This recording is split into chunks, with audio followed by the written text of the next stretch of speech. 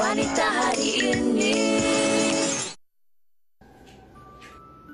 3 perkara aku tak buat sebagai suri rumah sepenuh masa. Yang pertama, kemas rumah setiap masa. Dulu aku buat macam ni, tapi sekarang tidak. Ya, aku kemas pagi dan petang sahaja.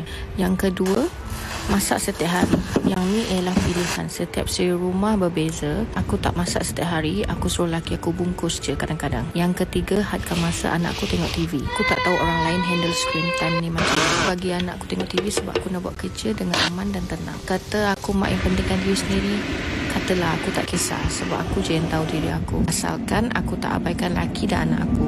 Jadi please stop bandingkan diri anda dengan orang lain. Hai suri rumah. Penat kan jadi suri rumah? Ada saja yang perlu kita uruskan. Kalau ada anak kecil, lagi bertambahlah kerja kita. Jadi, andai letih, andai penat, rehatlah. Kalau nak tunggu tak ada kerja baru kita nak rehat, sampai bila-bila pun kita akan penat. Yang ni suka komen ni. Macam mana ya korang semua kekal tenang kalau ada orang macam perlekehkan orang kasihankan kita sebab kita suri rumah. Saya selalu nak avoid jumpa orang, takut diorang tanya. Sis, sepatutnya sis kena beruntung tahu sebab sis jadi suri rumah. Sis tahu tak kenapa kita jadi suri rumah? Sebab suami kita mampu untuk tanggung kita. Jadi nak payah malu, okey? Apa-apa pun selalu kena think positif. Satu je sis yang ni mau cakap. Orang yang berkerjaya di luar sana yang sudah ada anak, semua orang mau jadi suri rumah macam kita. Sepatutnya kita beruntung sebab jadi suri rumah. Okey sis? Itu je nasihat daripada Yani. Jangan malu, okey?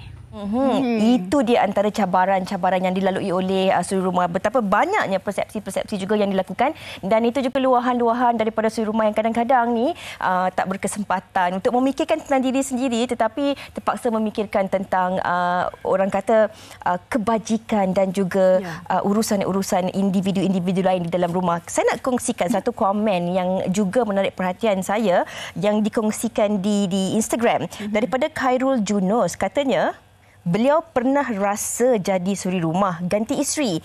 Lepas jadi suri rumah ganti isteri, kadang-kadang fikir macam mana wanita boleh buat banyak kerja dalam satu-satu masa. Hebatnya wanita. Ini daripada suami sendiri yang mereka merasakan bahawa bila dia bertukar tempat, menjadi suri rumah, menguruskan rumah tangga, anak-anak dan sebagainya, baru mereka merasai dan juga melalui bukan senang hakikatnya menjadi seorang suri rumah ni.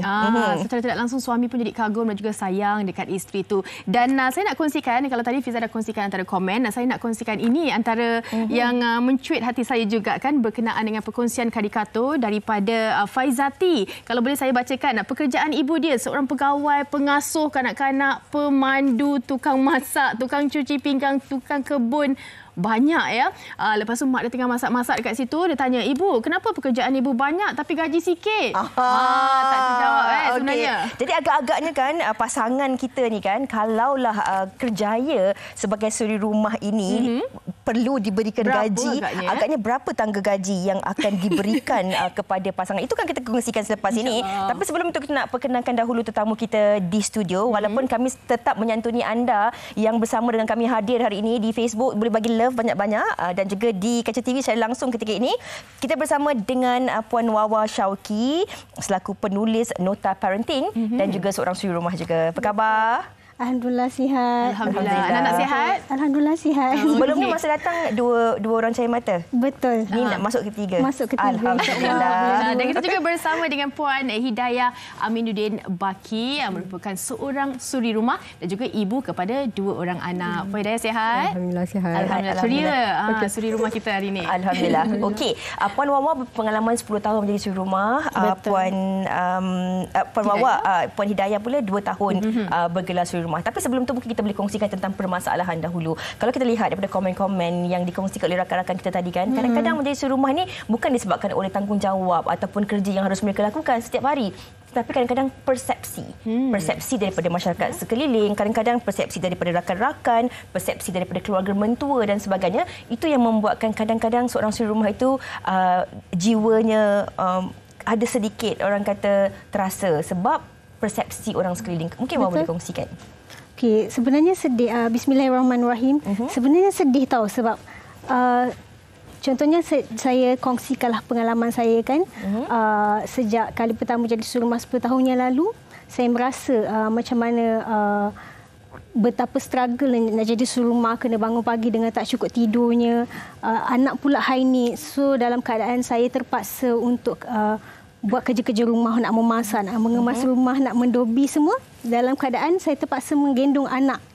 Okey, sebab anak high need. So, kalau kita tinggalkan kadang dia menangis. Bila dah menangis tu pula kadang tak boleh nak berhenti menangis. So kadang-kadang nak pergi toilet pun kena tunggu husband balik daripada kerja baru kita pergi settlekan hajat kita yang tertangguh sepanjang hari itu. Begitu sekali ya. So despite of all the struggles, masih ada orang di luar sana yang tak faham, yang tergamak nak cakap kita ni sebagai pemalas, golongan yang tak nak majukan diri, yang membazir Ada orang cakap macam tu. Yang membazir sijil pelajaran, yang dah belajar tinggi tiba-tiba jadi suri rumah pula kan, yang mengharapkan duit laki kan. Sedangkan kita je tahu kita punya struggle. Tapi berbeza tahu sebenarnya. Dekat Jepun tahu, saya pernah terbaca satu artikel tentang macam mana pandangan masyarakat terhadap suri rumah di Jepun. Lebih 60% daripada wanita berkerjaya dekat Jepun kat sana memilih untuk jadi suri rumah sebaik saja melahirkan anak. Sebab walaupun mereka ni kebanyakannya well educated, ada PhD pun. Tapi memilih untuk jadi suri rumah sebab apa? Sebab mereka memandang tinggi kerjaya suri rumah ni, dan mereka merasakan bahawa mendidik anak sejak daripada kecil tu bukan tugas yang main-main. Tugas yang sangat-sangat penting, yang lebih penting daripada mengejar kepuasan kerjaya. So tapi kita kat sini mungkin nak dapatkan persepsi yang lebih sihat daripada masyarakat tu, lebih sukalah, walaupun memang tak dinafikan ada yang mula memahami, tapi masih ada juga golongan-golongan yang masih memandang suri rumah ni sebagai lekeh lah. Tapi kalau untuk saya lah, saya memang memandang tinggi suri rumah punya kerjaya ini. Baik, saya nak tanya kepada Puan Hidayah juga. Kalau kita tahu sebelum ini pernah bekerja, dan apa sebenarnya yang membuatkan, yang mendorong Puan Hidayah untuk memilih untuk menjadi suri rumah sepenuh masa? Bismillahirrahmanirrahim. Actually sebenarnya sebelum PKP saya bekerja dan diberhentikan bekerja waktu PKP. Jadi salah satu sebab memilih untuk suri rumah ni, salah satunya sebab waktu husband saya bekerja, jadual dia tak tentu masa. Ada masa dia akan balik tengah malam and kena on station sampai seminggu. Dalam masa yang sama, kita bila kata musim COVID ni, perasan immunity badan anak-anak tu dia merosot. So dia macam cepat tak sihat kan, perlukan perhatian lebih. Betul kata kalau nak hantar kepada pengasuh tu fikir 2-3 kali juga kan. Pengasuh kalau anak tak sihat pun dia mesti kata tak boleh nak hantar kan. Kalau ke tadika, at least yang first anak yang sulung, bila hantar ke tadika kita tak sihat, cikgu cakap tolong jangan hantar. Kita takut efek kepada anak yang lain. Dan saya kira kan kalau dulu-dulu kan zaman-zaman nenek kita, mak kita, memang kita tahu suri rumah sebab suami bekerja. Kadang-kadang kita memilih untuk bekerja, memang kita ingin membantu keluarga, tetapi para suri rumah ini, mereka membantu untuk kemajuan institusi keluarga itu, menjadikan anak-anak tu lebih berkualiti, sepenuh masa mereka bersama dengan anak-anak. Tetapi bagaimana pula kalau ada persepsi Puan Wawa, mereka berkata sama je suri rumah tu bekerja daripada pagi bangun sampai malam, yang bekerja ni keluar balik kena uruskan anak, ambil anak, masak dan sebagainya. Persepsi macam tu bagaimana pula? Okey, kalau nak berdebat, nak kira siapa lebih penatlah, sama ada wanita berkerjaya ataupun wanita yang suri rumah, mana yang lagi penat. Masing-masing ada poin tersendiri kan, masing-masing ada hujah tersendiri untuk menyatakan kepenatan fizikal masing-masing. Tapi saya suka untuk kongsikan satu dapatan daripada seorang psikologis, Akif Basri, yang pernah share dalam satu konvensyen suri rumah. Menurut beliau, ada satu kajian di Amerika Syarikat, dekat Malaysia tak buat lagi. So saya pinjamlah kajian daripada Amerika Syarikat ni pada tahun 2012. Mereka buat kajian ke atas 60,000 wanita, dan mereka kategorikan kepada 3 kategori. Yang pertama, kategori wanita yang tidak bekerja dan ada anak 18 tahun ke bawah. Yang kedua adalah wanita yang bekerja dan ada anak 18 tahun ke bawah, dan wanita yang bekerja dan tak ada anak ataupun tak ada anak yang 18 tahun ke bawah. Dan hasil daripada kajian tersebut, golongan wanita yang tidak bekerja dan ada anak 18 tahun ke bawah tu didapati mengalami anger, sadness dan kemurungan jauh lebih tinggi daripada 2 kategori yang lain. Antara penyebabnya kita boleh tengok sebab suri rumah ni kebanyakannya mereka ni duduk dekat rumah, tak keluar daripada rumah, terkurung. Okey, mengalami itu yang pertama. Kemudian dia mengalami menjalani rutin yang sama setiap hari. Okey, setiap hari 10 tahun basuh pinggan, basuh kain, masa itulah 10 tahun yang dia lalui. Okey, tak, orang cakap tak dia mengalami pengalaman yang lebih daripada itu. Okay. Lepas tu yang ketiga, sebab mereka tidak ada peluang untuk bersosial dengan orang lain. Okey, duk hadap anak, duk hadap dinding, duk hadap kuali, sudi apa semua kan. Itu yang dihadap sepanjang hari. Lepas tu dia macam saya cakap tadilah tekanan daripada masyarakat. Especially kalau tekanan tu datang daripada ahli keluarga terdekat kan. Bila kau nak kerja, sampai bila nak macam ni kan. Lepas tu kemudiannya rutin harian sebagai suri rumah tu tekanan menjalani nak buat kerja macam-macam tu sendiri pun antara penyumbang kepada stres nak jadi suri rumah. Dan banyak lagi lah sebenarnya. Okey, kita melihat kepada pelbagai persepsi-persepsi daripada kajian itu sendiri. Kalau kita lihat dan berbalik pada apa yang Puan Wawah katakan, sebenarnya itu adalah pilihan individu itu sendiri. Kadang-kadang kenapa orang lain nak sibuk sedangkan mereka dah berbincang antara pasangan mereka.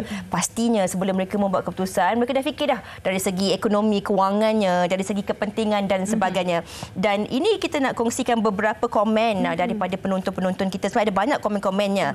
Tapi saya nak bacakan sebenarnya daripada Fidah Aziz 81. Katanya, Alhamdulillah, saya dah bergelar suri rumah sepenuh masa selepas saya berkahwin dan berpindah ke Kuala Lumpur mengikut suami. Kami dikurniakan 5 orang cahaya mata oleh kerana memikirkan anak ramai jikalau nak dihantar kepada pengasuh. Banyak modal yang perlu digunakan. Ada yang memandang rendah kepada saya sebab tidak bekerja.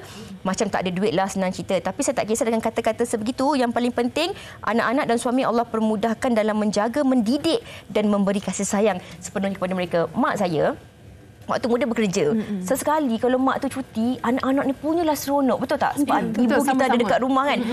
Memang sebelum kalau kerja pun dia masak juga. Tapi bila kita ada mak kita kat rumah tu. Tapi mungkin dalam kalangan penonton-penonton kita ni, ramai juga yang mereka hari ini bekerja tapi keinginan mereka nak jadi suri rumah. Tapi mungkin keadaan tak mengizinkan mereka untuk menjadi suri rumah sepenuh masa. Tapi mungkin ada yang sebelum ni dah bekerja dan berpeluang juga nak jadi suri rumah. Betul tak, Fatin? Betul.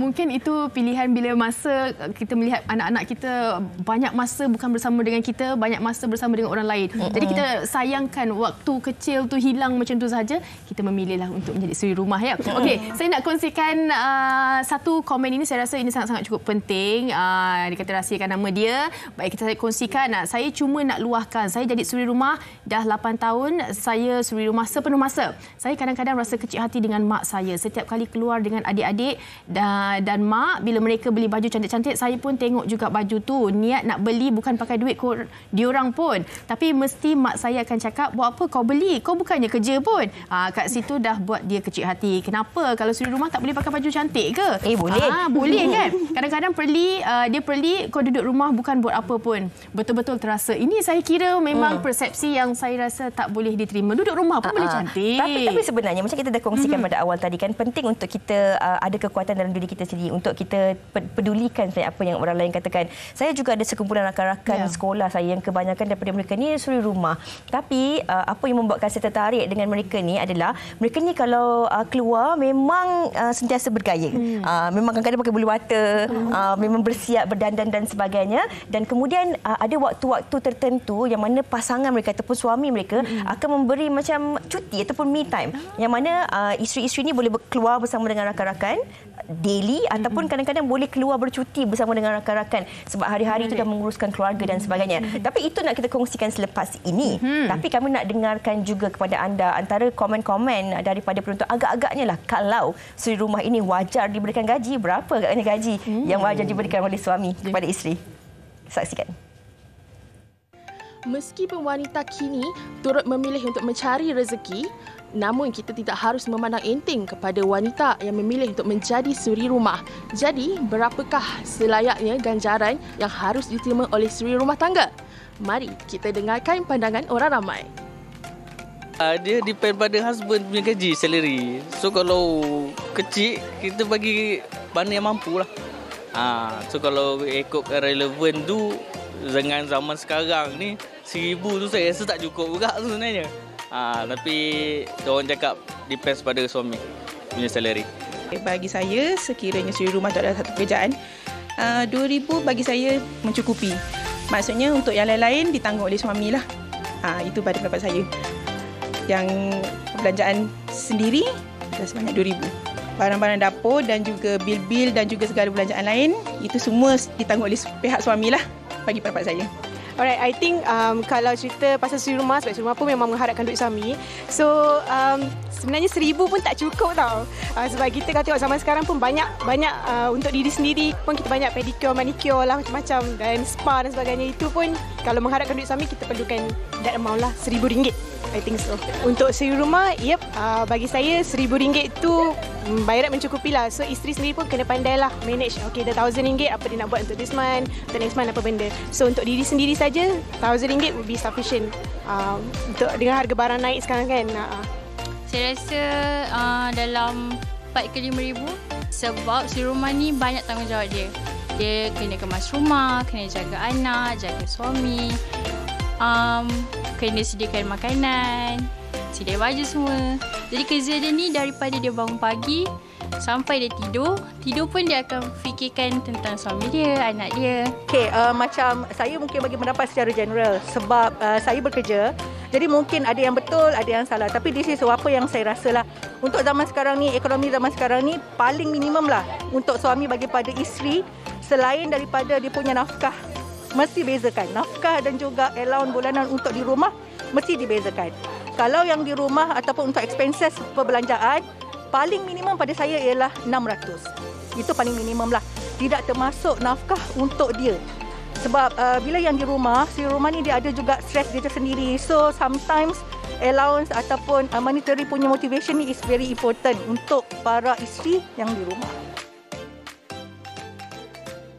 Wow, saya menarik lah. Ada beberapa yang dikongsikan tu ada berkenaan dengan gaji dan sebagainya. Itu sebenarnya mengikut kemampuan suami.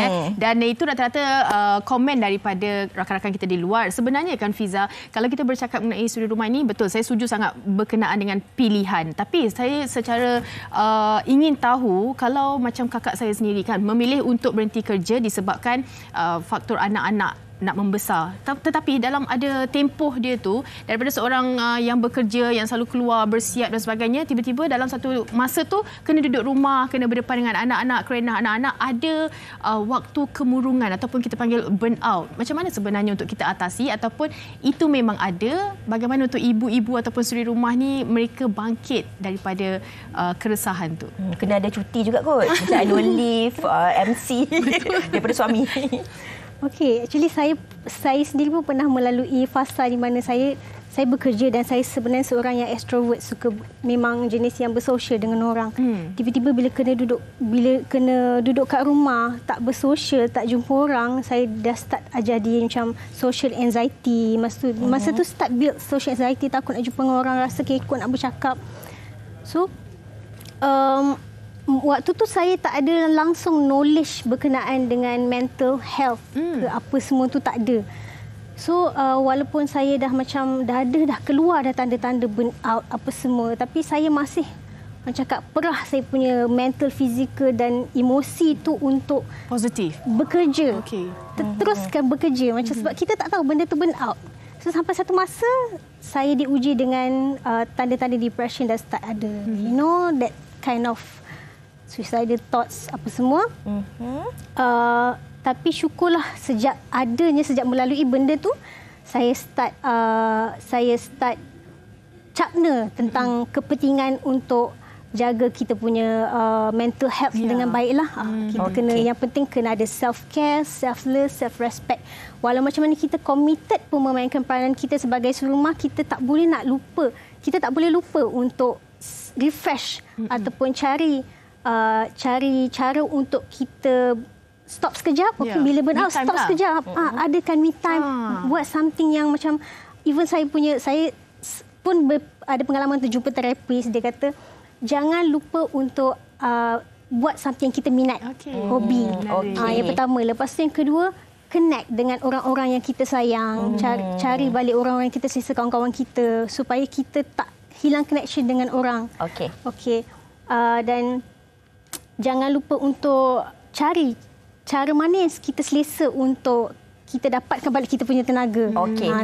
Puan Wawa, kita bercakap dalam konteks kita di zaman ini 2022, kalau kita nak bezakan kehidupan kita dengan ibu, ayah, atuk nenek kita dulu kan, yang mereka juga bergerak suri rumah, mereka juga mungkin ada burn out-nya, depressionnya, tapi mereka tak berpeluang ataupun berkesempatan untuk berkongsi, nak cari self love dan sebagainya, kerana mereka memang mendambakan kehidupan mereka untuk keluarga. Ini yang mungkin kita nak tanyakan kepada Puan Hidayah juga ya. Dalam tempoh 2 tahun sebelum ni dah biasa ada kerjaya dan sebagainya, dan dikabarkan Puan juga mempunyai sedikit masalah kesihatan. Bagaimana dalam tempoh 2 tahun ini Puan mengadaptasi kehidupan menjadi seorang suri rumah tangga sepenuh masa sebenarnya? Dalam tempoh 2 tahun ni, bila kata ada masalah kesihatan, of course kata bila datang je simptom kesihatan yang kita nampak nak trigger kita, kita kena cepat-cepat stop supaya benda tu tak mengganggu kehidupan seharian kita. Sebab bila fikir pelik, kalau kata masuk hospital, siapa jaga anak? Kan? Takkan suami nak cuti. Lepas anak-anak dah biasa dengan saya macam tu. Dan dalam masa yang sama cakap, macam yang Puan Wawa cakap tadi, mental health tu yang first. Sebab saya sendiri pun bila buat test, saya perasan dalam masa 10 tahun ni, anxiety saya sangat teruk. And saya memang ada anxiety selepas daripada tu. Saya nak tanya, kalau bergelar seorang suri rumah ni kan, dia tidak menghalang untuk kita terus berhubung dengan dunia luar, betul tak? Betul. Cuma kadang-kadang mungkin kita sendiri rasa segan, malu dan sebagainya, macam Puan Wawa katakan tadi. Macam Puan Hidayah sendiri, masa tak lagi berhubung dengan kawan-kawan yang lain? Maksudnya, kadang-kadang hujung minggu mungkin ada waktu yang nak keluar bersama dengan rakan-rakan. Maklumlah, daripada hari-hari itu dah uruskan rumah tangga. Mungkin ada sedikit kelonggaran yang diberikan oleh suami. Hujung minggu ataupun tak kisahlah, mungkin dalam setahun sekali boleh ada me time dengan kawan-kawan untuk kita refresh. Bukan saja wanita yang bekerja, tetapi suri rumah juga bekerja juga hari-hari kan. Perlukan waktu sebegitu. Kalau kata saya punya me time, sebab saya sekarang duduk nilai dari jauh, kawan-kawan sebanyak dekat Putrajaya. Kita selalunya husband saya yang akan bawa keluar. Sabtu Ahad kita, Mi tak payah masak lah. Kita makan kat luar. Seronok tak macam tu? Kita macam self reward untuk kita. Kadang kita macam tak minta pun. Jom kita keluar, dia akan cakap. And macam masa 1 bulan tu, dia akan adakan perancangan macam, jom bawa anak-anak keluar. Kita keluar juga semua sesama macam tu. Even kita walaupun bukan keluar dengan kawan, tapi dalam kata konteks keluar dengan family tu, kita akan jadi macam fresh juga. Tengok dari luar. Yes. Sebab selalunya kita akan terkepung dinding untuk kita tengok dinding balik kan. Bercakap dengan benda yang tengok TV hari ni tau. Betul. Yes, itu nombor 1. Lagi satu, kita akan buat kerja yang sama macam Puan Wawa cakap tadi. Kadang saya pernah sekali saya tengah buat kerja dan saya menangis sebab saya rasa saya dah burn out. Anak saya selalu datang, Umi kenapa? Cakap itu. Kenapa Umi nangis? Dan datang ambil tisu bagi saya. Masa tu saya macam menangis sepuas hati yang peluk dia. Dan saya rasa macam anak aku pun faham. Even kita tak cerita kat dia kan, dia pun faham. Dia macam cakap kuat saya untuk anak-anak ni yang utamalah cakap. Dan mungkin kerana sebelum ni kita dah biasa bekerja kan, kemudian kita membuat keputusan tu untuk terus berada di rumah. Namun ada komen-komen yang mengatakan bahawa pengorbanan suri rumah ni mula-mula mungkin tak nampak, tapi bila anak-anak dah berjaya masuk ke universiti, bekerja dan sebagainya, itu kepuasan yang tiada tandingannya. Mungkin ada dalam kalangan wanita lain yang inginkan keadaan sebegitu, tapi mereka tak berpeluang dan juga berkesempatan. Tapi nak tanya juga kat Puan Hidayah, selain daripada suami bawa keluar kan, apa antara lain penghargaan yang dapat menyemarakkan lagi kegembiraan? Contoh kalau masak suami puji ke, masak anak makan habis ke, tolong kemas rumah ke, bagaimana penghargaan yang kecil tu sebenarnya? Saya bersyukur sebab husband saya dia seorang ringan tulang. So bila macam dia tengok saya daripada siang bermalam, dan bila kata tiap pukul 10 dia akan cakap, Umi pergi tidur dulu, anak biar Abi tengok. Dia kata macam tu. Dan bila kata pinggan mangkuk ke lepas makan, dia takkan macam biar je, dia akan basuh, settle. Dan dia akan tanya, ada apa-apa lagi nak buat tak? Macam tu. And then kalau husband? Fitri. Okey, Encik Fitri, terima kasih banyak-banyak. Sebenarnya orang kata peranan dan juga support system macam ni yang kita perlukan daripada para suami kan, untuk suri rumah macam kita lah. Sebab apa? Bukan orang lain, Fiza. Bukannya keluarga besar, tetapi orang yang paling dekat dengan kita. Itu penting kan? Betul. Okey, kita nak bertanya juga kepada Puan Wawa. Bila kita cakap tentang cabaran-cabaran ini, ada banyak cabaran-cabaran dalam kehidupan ini. Bukan saja wanita yang berkerjaya, tetapi juga seorang suri rumah. takkan terlepas daripada cabaran-cabarannya. Kenapa penting juga untuk sama-sama menjadi suri rumah? Sebab kadang-kadang daripada komen-komen yang banyak sangat tu, ada yang mengatakan bahawa ada yang mereka ni menjadi suri rumah sepenuh masa. Tapi wang belanja yang diberikan oleh suami tu dalam masa yang sama tu, mereka akan pastikan ada penjimatan. Walaupun seorang suri rumah ni kadang-kadang bila suami sesak, dia boleh pula nak bagi semula kepada suami untuk bantu. Pentingnya sebagai kita, sebagai seorang wanita ini, ada perancangan kewangan walaupun bergelar seorang suri rumah. Betul. Walaupun macam saya sendiri walaupun tidak dikatakan tidak bekerja, tapi sebenarnya saya sendiri pun ada sumber kewangan yang datang daripada pelbagai sumber lah. Okey, saya buat takaful, saya buat ejen affiliate, buat ejen itu. So sepanjang 10 tahun ada macam-macam lah. Jadi kalau kata kepentingan untuk ada kewangan sendiri tu memang saya setuju. Tapi kalau ada sesetengah suri rumah yang tak ada sumber kewangan, sebenarnya tak ada masalah pun. Sebab kita tahu pengorbanan kita dekat mana. Kita dah korbankan kita punya masa dan tenaga untuk keluarga. Kalau tak dapat apa-apa, walaupun tidaklah hebat di pandangan mata manusia, tetapi sebenarnya kita hebat di pandangan mata Allah. Sebab kita dah dedikasikan kita punya tenaga dan ni pada anak-anak. Saya sangat-sangat setuju. Sebab kita dua pun mempunyai cita-cita untuk jadi suri rumah ya. Suri ramah. Nanti belum berpeluang lagi nak jadi suri ramah. Sebenarnya kan apa yang boleh saya kongsikan, ada yang berkenaan dengan suri rumah ni. Sebenarnya bagaimana untuk mereka adakan orang kata semangat baru. Sebenarnya suri rumah pun mempunyai KPI juga. Maksudnya setiap daripada apa pengkhususan kerja, daripada pagi dia bangun sampai ke malam, make sure semua benda tu berjalan dengan lancar, anak-anak sihat, dan itu sebenarnya kepuasan bagi suri rumah. Tak habis-habis tak kerja suri rumah ni kan? Tak habis-habis kan? Macam dia dah kemas tadi pukul 11. Pukul 12 ada sepah lagi. Lepas tu kalau mak-mak kita ni pula kan kadang-kadang dia dah masak hari ni, makan tengah hari, nanti dia tanya, esok kau nak makan apa? Betul tak? Itu mungkin mungkin orang nampak macam kelakar ataupun simple. Tapi itu masalah yang difikirkan oleh ibu-ibu. Dan ini juga sebenarnya menjadi daya tarikan, penarik kekuatan yang akan mengeratkan lagi hubungan kekeluargaan. Mungkin bagi Puan Hidayah sendiri, adakah Puan sendiri memang merasakan bahawa Puan akan terus bergelar suri rumah ataupun ada masanya Puan akan kembali bekerja ataupun bagaimana? So far memang saya straight untuk suri rumah dulu. Sebab kita sebelum ni ada apply kerja, tapi sebabkan ada masalah kesihatan kat situ jadi macam sedikit faktor masalah. Sebab ada company memang ada appointment so kita tak boleh accept staff yang ada appointment, kena pergi jumpa pakar sebulan berapa kali ni kan. So macam sekarang ni bila banyak kali dah pergi interview still macam jawapan yang sama, saya macam tak pernah cakap why not teruskan je dulu jadi suri rumah. Kita tahu sebab dalam jadi suri rumah ni pun kita ada buat juga dropship, macam-macam kita cuba je pendapatan juga. Itu buat suri rumah separuh masa lah. Jadi cakap kita fokus dulu cakap pada suri rumah. InsyaAllah kita next kalau kita ada rezeki untuk bekerja, why not cakap boleh. Ada daripada komen yang sempat saya baca semalam, sebab ada banyak sangat komen yang dihantarkan. Katanya ada salah seorang daripada suri rumah ni dah bertahun-tahun menjadi suri rumah dan mula-mula memang rasa stres, burn out dan sebagainya. Apa yang dilakukan untuk me time adalah dia sambung belajar.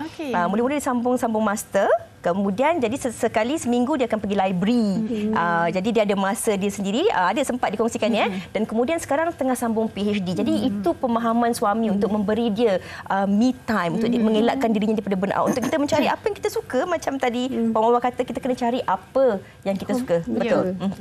Mungkin kita boleh berikan kata-kata semangat kepada suri rumah dan juga suri ramah kita hari ini yang mana menjadi suri rumah itu sebenarnya adalah satu perkara yang sangat-sangat boleh dibanggakan kerana anda berpeluang untuk melihat anak-anak anda membesar depan mata, menjaga keluarga dan yang paling penting sekali anda mengorbankan diri anda untuk bersama dengan insan-insan yang paling anda cintai.